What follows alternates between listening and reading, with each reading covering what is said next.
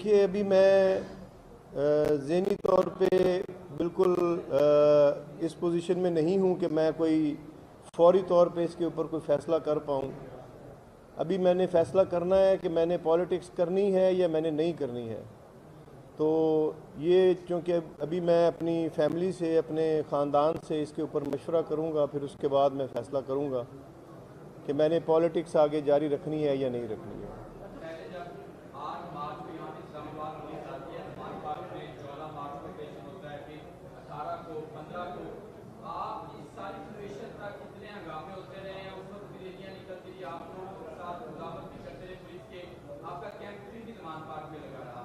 तब तक आपको ये क्यों रियलाइज हुआ कि ये तो तशद्दुद लोग हैं, ये अमन पसंद लोग नहीं हैं, ये जैसे अमन के जिम्मेदार हैं, तब तक क्यों नहीं आपको रियलाइज हुआ?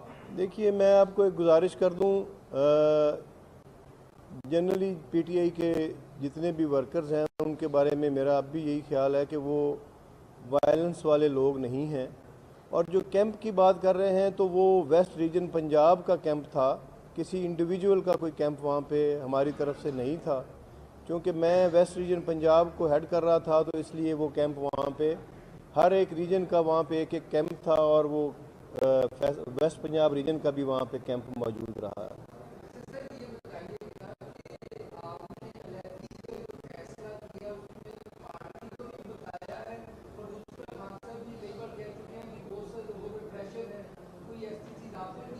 देखिए, ये मेरा ज़ाती फ़ैसला है। किसी किस्म का कोई दबाव, प्रेशर या किसी किस्म का कोई मेरे साथ कोई ऐसी बात नहीं है।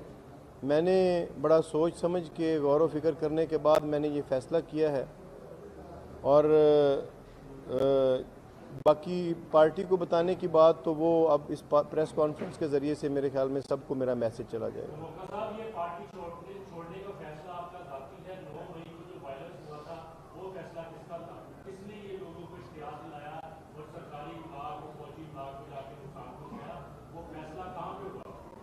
देखिए, इन चीज़ों का मैंने आपको पहले हलफ उठा के मैंने एक आपको बात बताई है। अगर आपको फिर उस पर भी यकीन नहीं है तो मेरे पास फिर और कोई ज़रिया नहीं है कि मैं आपको समझा पाऊँ। मैं आपको बता रहा हूँ कि ना मेरा फैसला था, ना मुझे किसी ने कहा।